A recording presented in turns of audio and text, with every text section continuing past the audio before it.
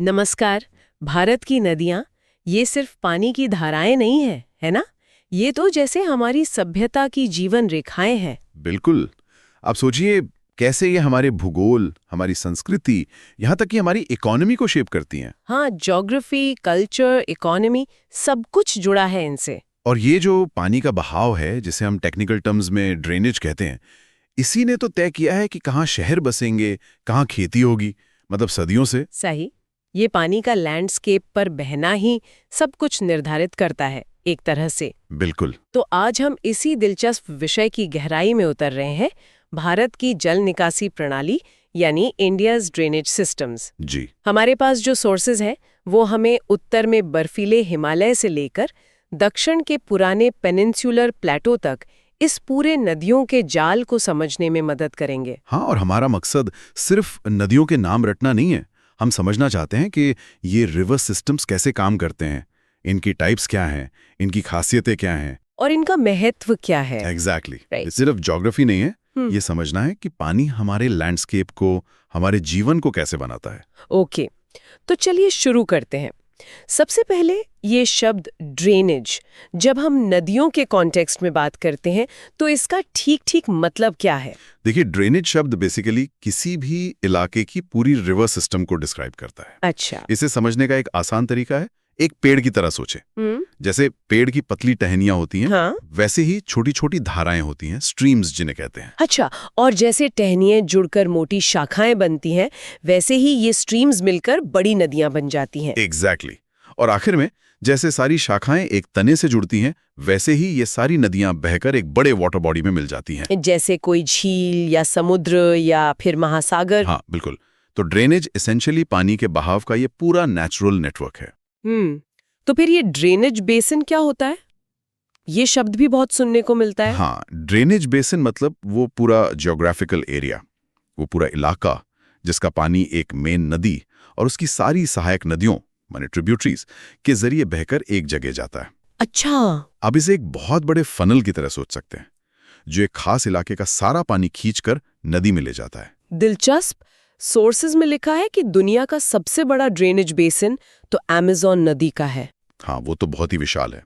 अच्छा, और जो चीज दो ऐसे ड्रेनेज बेसिन्स को अलग करती है उसे वाटर डिवाइड कहते हैं। Water divide? ये क्या होता है? ये कोई भी ऊंचा उठा हुआ भूभाग होता है, मतलब एलिवेटेड एरिया। ओके। जैसे कोई पहाड़, माउंटेन रेंज, या कोई ऊंची जमीन, अपलैंड। ओके। इस ऊंचाई की वजह से पानी दो विपरीत दिशाओं में बहने लगता है, दो अलग अलग नदी सिस्टम्स की तरफ। समझ गई। ये बेसिक टर्म्स जानना जरूरी था। अब भारत पर आते हैं। यहाँ की जो रिवर सिस्टम्स हैं उन्हें मुख्य रूप से कौन सी भौगोलिक विशेषताएं, मतलब रिलीफ फीचर्स, आकार देती हैं? देखिए, भारत की नदियों का जो कैरेक्टर है वो तय होता है देश की दो मेजर रिलीफ फीचर्स से। एक तो उत्तर में हमारे जवान पहाड़, मतलब जियोलॉजिकली यंग हिमालयाज। हाँ, दुनिया के सबसे ऊंचे पहाड़। बिल्कुल। और दूसरा दक्षिण में हमारा पुराना कठोर चट्टानों वाला पेनिनसुलर प्लेटो। बस ये दो भू आकृतियां ही भारत के ड्रेनेज सिस्टम्स की कहानी बयां करती हैं। तो इसी जियोग्राफिकल डिवीजन के कारण भारत में मोटे तौर पर दो तरह की नदी प्रणालियां बन गई, हिमालयन रिवर्स और पेनिनसुलर रिवर्स, है ना? बिल्कुल। और ये सिर्फ नाम का फर्क नहीं है, इनमें जमीन आसमान का अंतर है। जैसे हिमालयन रिवर्स जो हैं वो ज्यादातर पेरेनियल होती हैं। पेरेनियल मतलब उनमें साल भर पानी रहता है। हाँ, साल भर। हाँ। क्योंकि उन्हें पानी सिर्फ बारिश से नहीं मिलता, जो पहाड़ों से उतरती हैं उनके रास्ते बहुत लंबे होते हैं, लॉन्ग कोर्सेज। हाँ, और वो गहरी घाटियां, डीप वैलीज और गॉर्जेस भी बनाती हैं। हाँ, बहुत गहरी घाटियां काटती हैं और साथ में भारी मात्रा में गाद मतलब सिल्ट, हाँ। और सेडिमेंट बहा कर लाती हैं। और इसके बिल्कुल उलट पेनिनसुलर रिवर्स। पेनिनसुलर रिवर ज्यादातर मौसमी होती हैं, मतलब उनका फ्लो मेनली मानसून की बारिश, मॉनसून या रेनफॉल पे डिपेंड करता है। तो गर्मियों के सूखे महीनों में उनमें पानी कम हो जाता होगा या सूख भी जाती होंगी कुछ? हाँ, बिल्कुल। प्रवाह बहुत कम हो जाता है और कुछ छोटी नदियां तो सूख भी जाती हैं। और क्योंकि ये कम ऊंचे पठार से निकलती हैं और कठोर चट्टानों पर बहती हैं, तो उनके रास्ते छोटे और उथले होते हैं। शॉर्टर, शैलोअर कोर्सेज, हाँ। हिमालय नदियों की तुलना में। सही। और वो सिल्ट भी बहुत कम लाती हैं। तो ये एक फंडामेंटल फर्क है दोनों में। ये अंतर समझना वाकई बहुत जरूरी है। चलिए अब थोड़ा और डिटेल में जाते हैं। हिमालय से निकलने वाली 3 प्रमुख नदी प्रणालियों से शुरू करते हैं, सिंधु, गंगा और ब्रह्मपुत्र। ठीक है, सिंधु सिस्टम से शुरू करते हैं। इसका सोर्स मतलब ओरिजिन कहाँ है और ये बहती कैसे है? सिंधु नदी निकलती है तिब्बत में मानसरोवर झील के पास से। अच्छा, तिब्बत से। हाँ, और ये पश्चिम की तरफ बहती हुई भारत में लद्दाख में एंटर करती है। यहाँ ये पहाड़ों को काटकर बहुत गहरी घाटियां बनाती है। हाँ, लद्दाख में तो नज़ारा ही अलग होता है। बिल्कुल। फिर ये पाकिस्तान में चली जाती है, दक्षिण की तरफ मुड़ती है और आखिर में कराची के पास अरब सागर में मिल जाती है। और इसकी लंबाई भी काफी ज्यादा है, करीब 2900 किलोमीटर। इसकी मेन ट्रिब्यूटरीज कौन सी हैं? क्या हमें सारी याद रखनी होंगी? सारी शायद जरूरी नहीं, पर पंजाब की 5 नदियां बहुत इंपॉर्टेंट है। सतलुज, ब्यास, रावी, चेनाब और झेलम। हाँ, पंजाब नाम ही इन्हीं से बना है। पंज आब, 5 पानी। बिल्कुल। ये सब मिलकर सिंधु में मिलती हैं। इनमें सतलुज काफी महत्वपूर्ण है। भाखड़ा नांगल प्रोजेक्ट इसी पर है। यहीं पर वो इंडस वाटर ट्रीटी का जिक्र भी आता है ना? ये क्या है और क्यों महत्वपूर्ण है? हाँ, सिंधु जल संधि ये 1960 में भारत और पाकिस्तान के बीच हुई थी। वर्ल्ड बैंक ने इसमें मदद की थी। अच्छा। ये कॉम्प्लेक्स एग्रीमेंट है, पर मोटा मोटा ये है कि इसके तहत सिंधु और उसकी पश्चिमी ट्रिब्यूटरीज झेलम, चिनाब का ज्यादातर पानी पाकिस्तान को मिला और पूर्वी नदियों सतलुज, ब्यास, रावी का ज्यादातर पानी भारत इस्तेमाल कर सकता है। तो मतलब भारत पूरे इंडस रिवर सिस्टम का सिर्फ एक छोटा हिस्सा ही यूज कर सकता है? हाँ, संधि के अनुसार भारत कुल पानी का करीब 20% ही इस्तेमाल कर सकता है। ये पानी पंजाब, हरियाणा और राजस्थान के कुछ हिस्सों में सिंचाई के लिए बहुत जरूरी है और ये ट्रीटी आज भी इंडिया पाकिस्तान रिलेशंस का एक अहम हिस्सा है।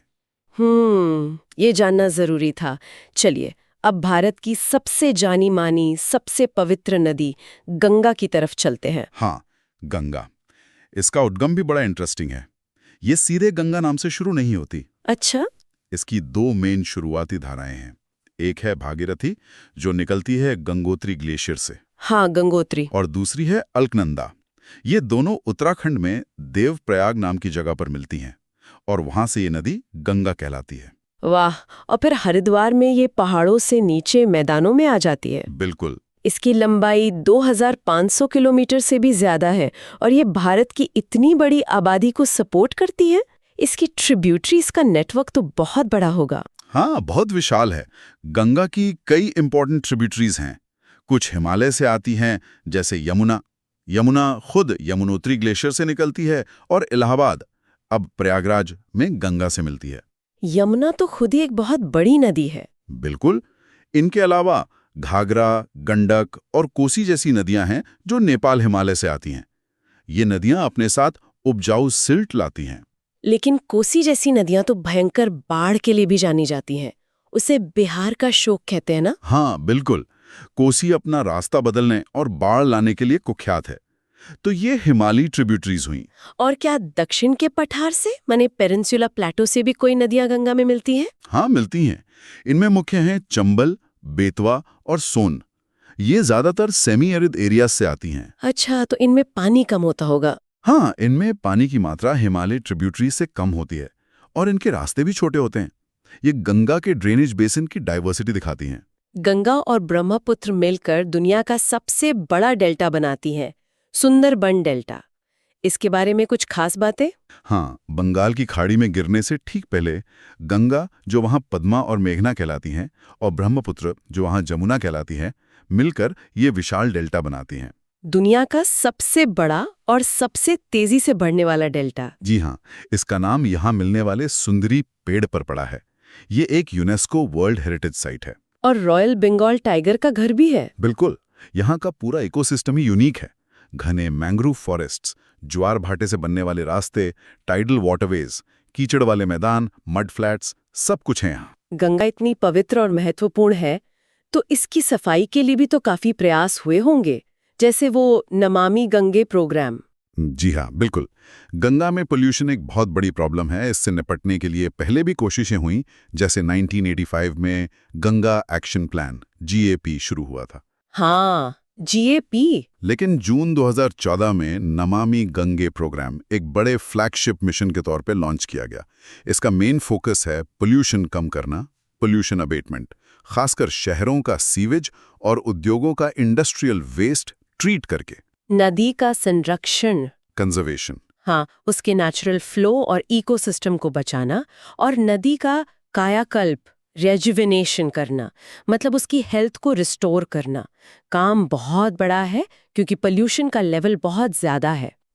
ये तो एक ऑनगोइंग एफर्ट लगता है। चलिए अब तीसरी बड़ी हिमालयी नदी ब्रह्मपुत्र सिस्टम पर आते हैं। इसका रास्ता तो और भी ड्रामेटिक लगता है। हाँ, ब्रह्मपुत्र का रास्ता काफी नाटकीय है। इसका उद्गम भी तिब्बत में मानसरोवर झील के पास ही है, सिंधु और सतलुज के सोर्सेस के काफी नजदीक। अच्छा। तिब्बत में इसे सांगपो कहते हैं, जिसका मतलब होता है शोधक या प्यूरिफायर। सांगपो। हाँ, वहाँ ये हिमालय के पैरेलल पूरब की तरफ बहती है। और फिर वो फेमस यू टर्न। हाँ, भारत में एंटर करने से ठीक पहले नामचा बरवा चोटी के पास ये एक जबरदस्त तीखा यू टर्न लेती है और दुनिया की सबसे गहरी घाटियों में से एक बनाती है। जी हाँ। फिर ये अरुणाचल प्रदेश में एंटर करती है, जहाँ इसे सियांग या दिहांग कहते हैं, और फिर असम में इसे ब्रह्मपुत्र नाम मिलता है। और सोर्सेज बताते हैं कि भारत में आते ही इसका कैरेक्टर एकदम बदल जाता है। ऐसा क्यों होता है? ये बहुत इंटरेस्टिंग पॉइंट है। देखिए, तिब्बत एक ठंडा और सूखा पठार है, तो वहाँ सांगपो में पानी की मात्रा कम होती है, सिल्ट भी कम होता है, नदी आराम से बहती है। ओके। लेकिन जैसे ही ये भारत के नॉर्थ ईस्ट में आती है, यहाँ जबरदस्त मानसूनी बारिश होती है। अच्छा। इससे नदी में पानी की मात्रा अचानक बहुत ज्यादा बढ़ जाती है। Huge water volume. और साथ ही ये अपने साथ बहुत ज्यादा सिल्ट भी लाने लगती है। Massive silt load. और शायद इसी वजह से असम में अक्सर विनाशकारी बाढ़ आती है। Frequent flooding. बिल्कुल। इतना सारा पानी और सिल्ट लेकर ब्रह्मपुत्र असम की घाटी में फैल जाती है। ये एक चैनल में नहीं बहती, बल्कि कई धाराओं में बंट जाती है, जिसे ब्रेडेड चैनल्स कहते हैं। अच्छा, ब्रेडेड चैनल्स। हाँ, और दुनिया का सबसे बड़ा नदी द्वीप रिवराइन आइलैंड माजुली इसी नदी पर असम में है। माजुली, हाँ सुना है। लगातार सिल्ट जमा होने से नदी का तल भी ऊपर उठता जा रहा है। इससे बाढ़ की समस्या और बढ़ती है और नदी अक्सर अपना रास्ता बदलती रहती है। Changes course. ये वहां रहने वालों के लिए एक बहुत बड़ी चुनौती है। तो ये थी हिमालय की 3 महान नदियां, सिंधु, गंगा और ब्रह्मपुत्र। अब दक्षिण की ओर चलते हैं, प्रायद्वीपीय नदियों की ओर। आपने बताया था कि ये हिमालयी नदियों से बहुत पुरानी है। हाँ, जियोलॉजिकल टाइम स्केल पर देखें तो ये नदियां बहुत पुरानी हैं और ये दुनिया की कुछ सबसे पुरानी चट्टानों, ओल्डेस्ट रॉक फॉर्मेशंस से बने पठार पर बहती हैं। और यहाँ मेन वाटर डिवाइड कौन सा है? मतलब पानी किस तरफ बहेगा, ये कौन तय करता है? यहाँ मुख्य जल विभाजक रेखा, मेन वाटर डिवाइड, है पश्चिमी घाट, वेस्टर्न घाट्स, जो पश्चिमी तट के पैरेलल चलती है। अच्छा, तो इसका मतलब ये हुआ कि ज्यादातर बड़ी पेनिनसुलर नदियां पश्चिमी घाट से निकलकर पूरब की तरफ बहती हैं और बंगाल की खाड़ी, बे ऑफ बंगाल में गिरती हैं। सही पकड़ा।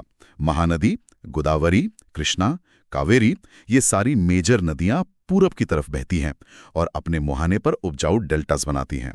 डेल्टास। हाँ, जैसे गंगा ब्रह्मपुत्र का डेल्टा। हाँ, पर उतने बड़े नहीं। लेकिन इसमें एक इंपॉर्टेंट एक्सेप्शन है। एक्सेप्शन? वो क्या है? 2 प्रमुख नदियां नर्मदा और तापी, ये निकलती तो पठार के मध्य भाग से हैं, लेकिन बहती पश्चिम की ओर हैं और अरब सागर में गिरती हैं। अच्छा, ये पूरब की बजाय पश्चिम क्यों बहती हैं? क्योंकि ये भ्रंश घाटियों, मतलब रिफ्ट वैलीज से होकर बहती हैं, और क्योंकि ये तेजी से बहती हैं और ज्यादा सिल्ट जमा नहीं करती, इसलिए ये डेल्टा नहीं बनाती, बल्कि एस्चुरीज बनाती हैं। एस्चुरीज यानी नदी का वो चौड़ा मुहाना जहां समुद्र का खारा पानी मिलता है। हाँ, बिल्कुल। नर्मदा का रास्ता तो काफी खास बताया जाता है ना? रिफ्ट वैली से होकर बहती है। हाँ। नर्मदा निकलती है मध्य प्रदेश में अमरकंटक पहाड़ियों से, और ये एक रिफ्ट वैली, जो जियोलॉजिकल फॉल्टिंग से बनी एक लंबी दरार घाटी है, उसमें पश्चिम की ओर बहती है। इसी वजह से इसका रास्ता ज्यादातर सीधा है, स्ट्रेट कॉज है, ज्यादा मोड़ नहीं है। हाँ, काफी हद तक।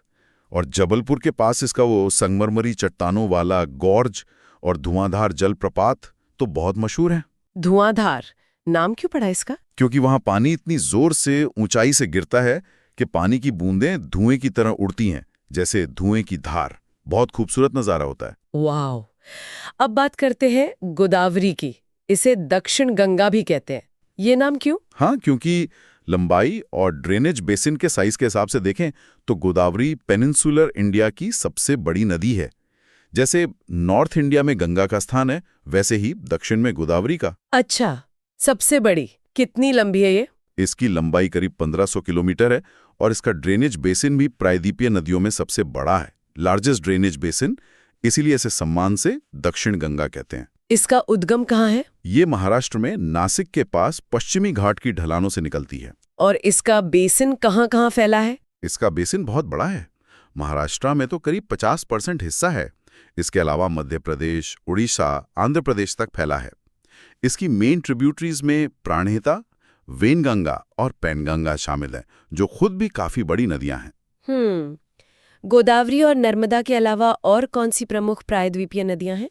पूर्व की तरफ बहने वाली नदियों में महानदी है। ये छत्तीसगढ़ हाईलैंड से निकलती है, ओडिशा से बहती हुई बंगाल की खाड़ी में गिरती है। लंबाई करीब 860 किलोमीटर है। महानदी। हाँ, फिर कृष्णा नदी है, जो महाराष्ट्र में महाबलेश्वर से निकलती है। ये भी काफी लंबी है, करीब 1400 किलोमीटर। इसकी इंपॉर्टेंट ट्रिब्यूटरीज हैं तुंगभद्रा और भीमा। ओके, और कावेरी? दक्षिण में इसका भी बहुत नाम है। बिल्कुल, कावेरी कर्नाटक में पश्चिमी घाट की ब्रह्मगिरी रेंज से निकलती है। लंबाई करीब 760 किलोमीटर है। ये गोदावरी या कृष्णा से छोटी है? हाँ, लंबाई में छोटी है, लेकिन इसका महत्व सिंचाई और जल विद्युत के लिए बहुत ज्यादा है। इसी नदी पर वो प्रसिद्ध शिव समुद्रम जलप्रपात भी है। शिव समुद्रम फॉल्स, इसके बारे में क्या खास है? शिव समुद्रम को भारत का दूसरा सबसे ऊंचा जलप्रपात माना जाता है। ये कर्नाटक में है और एक पॉपुलर टूरिस्ट अट्रैक्शन है। अच्छा। पर इससे भी इम्पोर्टेंट बात यह है कि यहाँ भारत के earliest hydro electric power plants में से एक लगाया गया था। ओह। हाँ, जो मैसूरू, बैंगलोर और उस समय की मशहूर कोलार गोल्ड फील्ड्स को बिजली सप्लाई करता था। ये दिखाता है कि कैसे नदियों को डेवलपमेंट के लिए एनर्जी सोर्स की तरह यूज किया गया है। ये तो बहुत दिलचस्प है। नदियों के साथ साथ भारत में झीलें भी तो हैं, वो भी पानी का एक अहम सोर्स हैं। निश्चित रूप से, झीलें हमारे प्राकृतिक खजाने हैं। वो फ्रेश वाटर का सोर्स हैं, आसपास के क्लाइमेट को मॉडरेट करने में मदद करती हैं। और टूरिज्म और रिक्रिएशन के लिए भी इम्पोर्टेंट है। बिल्कुल, दुनिया में कुछ झीलें तो इतनी बड़ी हैं कि उन्हें समुद्री कह देते हैं, जैसे कैस्पियन सागर, जो टेक्निकली एक झील है। भारत में किस किस तरह की झीलें मिलती हैं? क्या सब एक ही तरह से बनती हैं? नहीं, अलग अलग तरह से बनती हैं। जैसे हिमालय में आपको बहुत सी ग्लेशियल लेक्स मिलेंगी, जो ग्लेशियर की एक्टिविटी, ग्लेशियल एक्शन से बनी है। जैसे कश्मीर की डल झील। हाँ, या नैनीताल, भीमताल। हाँ, बिल्कुल। फिर तटीय इलाकों में समुद्र की लहरों से रेत जमा होकर स्पिट्स और बार्स बन जाते हैं। ये पानी के हिस्से को समुद्र से अलग कर देते हैं और कोस्टल लगून बन जाते हैं। लगून्स, जैसे ओडिशा की चिल्का झील। हाँ, चिल्का सबसे बड़ा उदाहरण है।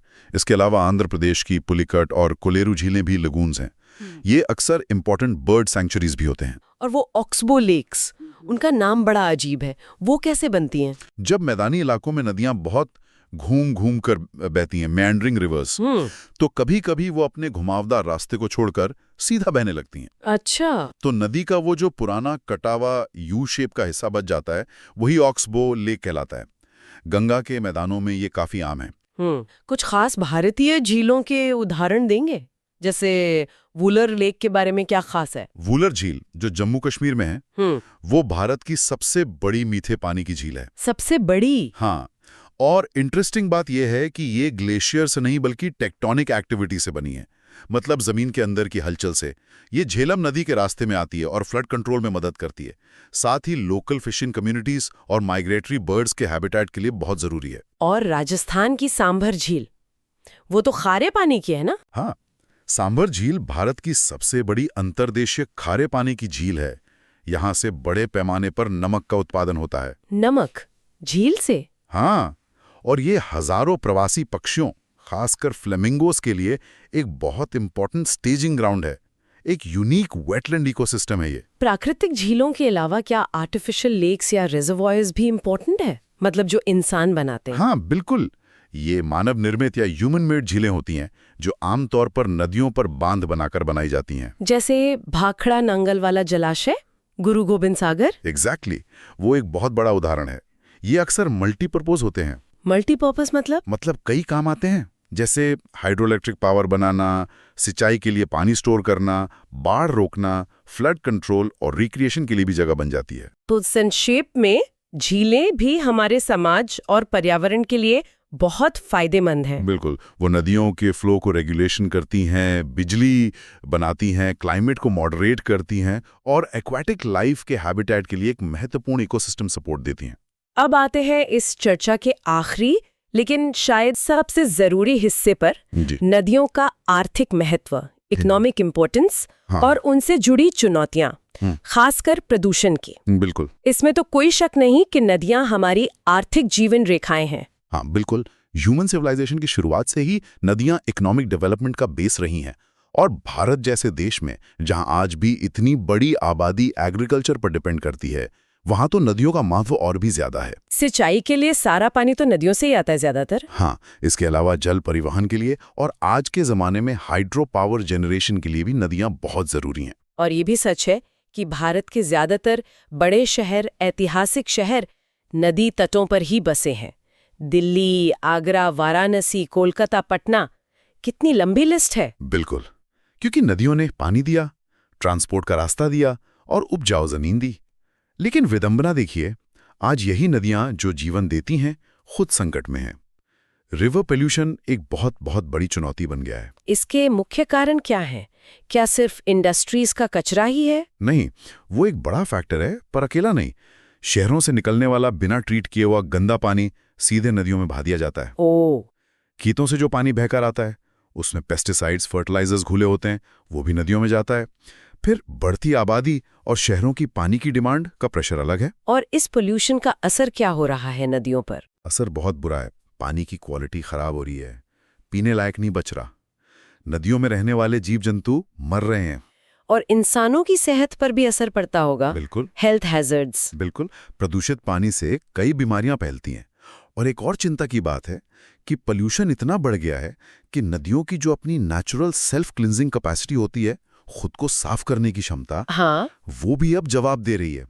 गंगा जैसी नदी जिसकी सेल्फ क्लिंजिंग कैपेसिटी कमाल की मानी जाती थी, वो भी कई जगहों पर पोल्यूशन से ओवरवेल्म्ड हो गई है। ये तो वाकई चिंताजनक है। तो इस प्रॉब्लम से निपटने के लिए नेशनल लेवल पर क्या कदम उठाए गए हैं? आपने नमामि गंगे का जिक्र किया था। हाँ, सरकार ने समय समय पर कोशिशें की हैं। 1985 में गंगा एक्शन प्लान गैप शुरू हुआ था। फिर 1995 में national river conservation plan NRCP आया, जिसमें गंगा के अलावा दूसरी प्रदूषित नदियों को भी शामिल किया गया। Okay, NRCP। और जैसा हमने बात की, 2014 से नमामि गंगे प्रोग्राम चल रहा है जो एक इंटीग्रेटेड अप्रोच अपनाने की बात करता है। इन सब का मेन फोकस रहा है सीवेज ट्रीटमेंट प्लांट्स लगाना, इंडस्ट्रियल पोल्यूशन को कंट्रोल करना और नदी के किनारों पर पेड़ लगाकर नेचुरल इकोसिस्टम्स को रिस्टोर करना। लेकिन चुनौती अभी भी बहुत बड़ी है। हाँ, चुनौती विशाल है और लगातार कोशिशों की जरूरत है। ये एक दिन का काम नहीं है। तो आज की हमारी इस गहरी चर्चा, इस गहन विश्लेषण का सार क्या निकलता है? हमने देखा कि भारत में मुख्य रूप से दो तरह की रिवर सिस्टम्स हैं, हिमालयन और पेनिनसुलर, और दोनों की अपनी यूनिक खासियतें हैं जो भारत के भूगोल और जीवन को शेप करती हैं। हमने ये भी समझा कि नदियां और झीलें सिर्फ पानी का सोर्स नहीं है, बल्कि हमारी इकोनॉमी के लिए इकोनॉमिक लाइफलाइंस और हमारे एनवायरनमेंट के लिए इकोसिस्टम सपोर्ट का काम करती हैं। बिल्कुल। और साथ ही हमने ये भी देखा कि कैसे हमारी एक्टिविटीज, खासकर पोल्यूशन, ने इन जीवन देने वाली नदियों के सामने एक बड़ा संकट खड़ा कर दिया है, जिसके समाधान के लिए लगातार और हम सबको मिलकर प्रयास करने की जरूरत है। सही कहा। नदियां सिर्फ ज्योग्राफी का हिस्सा नहीं है, वो हमारी संस्कृति, हमारे इतिहास और हमारे भविष्य का अटूट हिस्सा हैं। और जाते जाते अपने सुनने वालों के लिए एक सवाल छोड़ जाते हैं। जरा सोचिए, आने वाले समय में क्लाइमेट चेंज और बढ़ती पॉपुलेशन का दबाव भारत की इन महत्वपूर्ण नदियों पर क्या असर डालेगा? और इस बदलते हुए माहौल में हम, आप और हम सब व्यक्तिगत और सामूहिक स्तर पर इन अनमोल जल स्रोतों को बचाने के लिए क्या भूमिका निभा सकते हैं?